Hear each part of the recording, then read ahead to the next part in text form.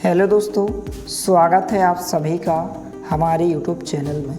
दोस्तों, आज के इस वीडियो में हम त्रैमासिक परीक्षा पेपर 2024-25 कक्षा 9वीं विषय हिंदी का, जो कि आपका पहला पेपर है 18 तारीख को, यहाँ पर हम हिंदी विषय का देखने वाले हैं। तो पूर्णांक 75 अंक का आपका पेपर आएगा, कंप्लीट सॉल्यूशन के साथ देखने वाले हैं। तो वीडियो के साथ अंत तक बने रहिए।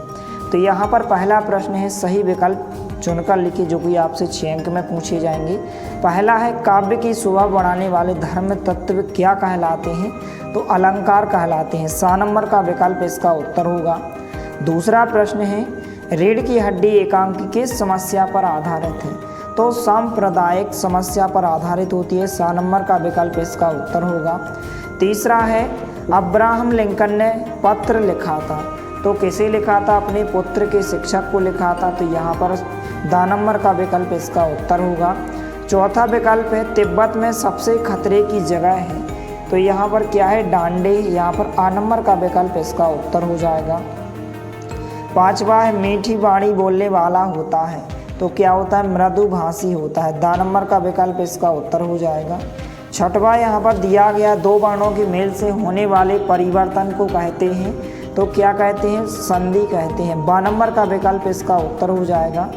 प्रश्न क्रमांक 2 है, रिक्त स्थानों की पूर्ति कीजिए, जो कि 6 अंक में पूछे गए हैं। पहला है, पंडित जसराज को भी कहा जाता है, तो पंडित जसराज को जो है रसराज भी कहा जाता है। क्या कहा जाता है? रसराज। आपको उत्तर में रसराज लिखना है। दूसरा खालिस्तान है, अंतरिक्ष यान खालिस्तान का मिला जुला रूप है, तो वायुयान का मिला जुला रूप होता है। तो दूसरे खालिस्तान में आपको क्या लिखना है? वायुयान लिखना है। तीसरा है, वर्णिक छंद में खालिस्तान की गणना की जाती है, तो किसकी गणना की जाती है? वर्णों की गणना की जाती है, तो आपको उत्तर में वर्णों लिखना है। चौथा है, वे शब्दांक जो शब्द बनाते समय आरंभ में लगते हैं, तो क्या कहलाते हैं? उपसर्ग कहलाते हैं। क्या कहलाते हैं? उपसर्ग कहलाते हैं। इसके बाद 5वां है, हथियार जो हाथ में लेकर चलाए जाएं उसे कहते हैं, तो उसे क्या कहते हैं? शस्त्र कहते हैं। क्या कहते हैं? शस्त्र कहते हैं। इसके बाद 6वां है, वीर रस का स्थायी भाव होता है, तो वीर रस का स्थायी भाव क्या होता है? उत्साह होता है। इस प्रकार से खालिस्तान के उत्तर हो जाएंगे। तीसरा दिया गया, सही जोड़ी बनाइए, तो इनके आंसर हम आपको बताने वाले हैं। सबसे पहले पहला दुर्लभ दिया गया है, इसकी सही जोड़ी जो है आपको जी नंबर से मिलाना है, आसानी से प्राप्त। तो ये आपके पहले का आंसर होगा, आसानी से प्राप्त। दूसरा है कबीरदास, तो आपको मिलाना है F नंबर से। दूसरे का आंसर होगा सखियाँ एवं शब्द से आपको मिलाना है। तीसरा है सम्मानीय, तो इसकी सही जोड़ी जो है आपको आदर योग्य से मिलाना है, जो कि आपको D नंबर में दिया गया है। चौथा है मृतिका, इसकी सही जोड़ी आपको मिट्टी से मिलाना है, A नंबर के विकल्प से। 2 बैलों की कथा मुंशी प्रेमचंद, C नंबर से मिलाना है। जहरीला, तो यहाँ पर आपको B नंबर सांप से मिलाना है। इस प्रकार से उत्तर हो जाएंगे। प्रश्न क्रमांक 4 है, एक शब्द या एक वाक्य में उत्तर दीजिए, जो कि 6 अंक में पूछे गए हैं। पहला, हिंदी का उपन्यास सम्राट किसे कहा जाता है? तो किसे कहा जाता है? प्रेमचंद को कहा जाता है। किसे कहा जाता है? प्रेमचंद को। दूसरा है, रसखान किसके अनन्य भक्त हैं? तो रसखान जो है श्री कृष्ण के अनन्य भक्त हैं। किसके हैं? श्री कृष्ण के। इसके बाद तीसरा है, प्रबंध काव्य के भेदों के नाम लिखिए, तो प्रबंध काव्य के 2 भेद हो जाएंगे, एक हो जाएगा महाकाव्य, दूसरा भेद हो जाएगा खंड काव्य। तो आपको उत्तर में महाकाव्य और खंड काव्य इस प्रकार से लिखना है। इसके बाद चौथा है, लेखिका मृदुला गर्ग के नाना पढ़ाई करने कहाँ गए थे? तो विलायत गए थे। कहाँ गए थे? विलायत, इसका उत्तर हो जाएगा। इसके बाद 5वां है, समास कितने प्रकार के होते हैं? तो समास जो है 6 प्रकार के होते हैं। 6वां, झूरी के साले का नाम क्या था? तो झूरी के साले का नाम गया था। इस प्रकार से उत्तर हो जाएंगे। प्रश्न क्रमांक 5 है, सत्य असत्य का चयन करके लिखिए, जो कि 6 अंक में पूछे गए हैं। पहला है, सूरज का विवाह एक कहानी है, तो यह कथन आपका बिल्कुल क्या हो जाएगा? असत्य हो जाएगा। क्या हो जाएगा? असत्य हो जाएगा।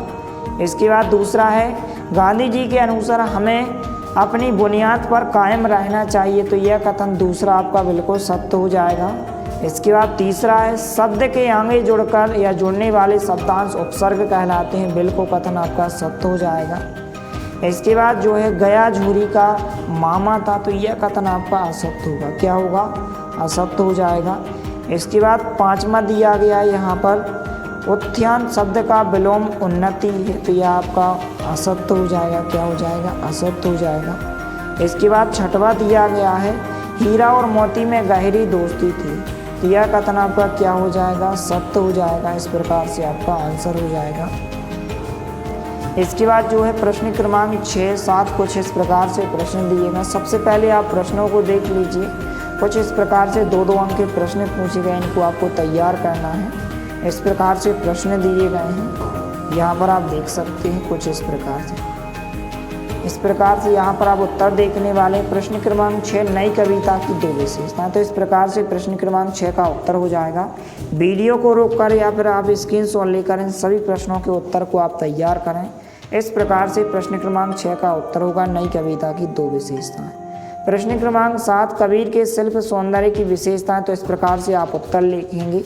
इसका आप स्क्रीनशॉट ले सकते हैं। और सभी विद्यार्थियों से निवेदन है कि चैनल पर नए हैं तो चैनल को सब्सक्राइब जरूर करें, क्योंकि इस चैनल के माध्यम से आपके अच्छे से वार्षिक परीक्षा तक की अच्छे से तैयारी करवाई जाएगी। प्रश्न क्रमांक 8 कुछ इस प्रकार से उत्तर हो जाएगा। यहाँ से लेकर यहाँ तक आपको उत्तर लिखना है। प्रश्न क्रमांक 9 है मानसरोवर से कवि का क्या आशय है, तो यहाँ से लेकर यहाँ तक उत्तर हो जाएगा। प्रश्न क्रमांक 10 यहाँ से लेकर आप यहाँ तक लिखेंगे इसका उत्तर। प्रश्न क्रमांक 11 प्रेमचंद का साहित्यिक परिचय, 2 रचनाएं, भाषा, शैली, इस प्रकार से आपको लिखना है प्रश्न क्रमांक 11 के उत्तर में। प्रश्न क्रमांक 12 छोटी बच्ची को बैलों के प्रति प्रेम क्यों उमड़ आया, यहाँ से लेकर यहाँ तक आप उत्तर लिखेंगे।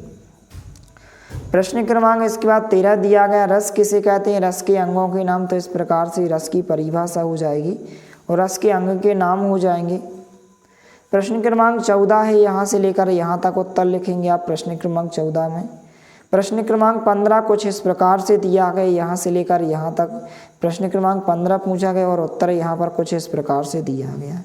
यहाँ से लेकर आपको जो है यहाँ तक लिखना है, तो कुछ इस प्रकार से आप उत्तर लिख सकते हैं। इस प्रकार से यहाँ पर उत्तर हो जाएगा। इसके बाद जो है प्रश्न क्रमांक 16 पूछा गया है मुहावरे और लोकोक्ति में अंतर, तो कोई भी आपको 2 या 3 अंतर इनमें से तैयार करना है।